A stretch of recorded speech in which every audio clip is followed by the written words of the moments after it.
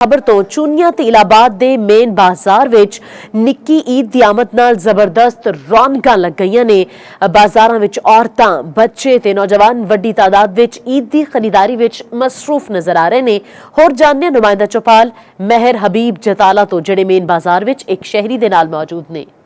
जी बिल्कुल, छोटी ईद की वड्डी तैयारियां अरूज ते पहुँच गई ने। मैं इस वेले मेन बाजार विच मौजूद हाँ। इत्थे खड़े ने छोटे बच्चे, ਵੱਡੇ ਸਾਰੇ ਨੇ ਉਹ ईद की खरीदारी कर रहे हैं। इत्थे बाजार दे विच आए हुए शहरियां नाल असीं गल करने आ, ਉਹ की कहते और उन्होंने इत्थे की खरीदारी की। बच्चों नाल शॉपिंग वास्ते आए हैं तो ईद के मौके पर ज़ाहिर गल है शॉपिंग करना, ईद दी खुशियां च शामिल होना पैंदा है।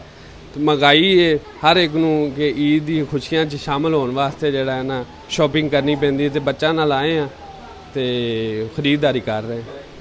जी जिस तरह इत्थे खरीदारी वास्ते आए हुए शहरी की तुसीं गुफ्तगू सुनीए, उन्हां दा यही कहना है कि पिछले साल की निस्बत इस साल किहड़ी है वो महंगाई बहुत ज़्यादा हो गई है। लेकिन की करिए असीं किहड़ा ईद दीयां खुशियां दे विच भी ये शामिल होना है।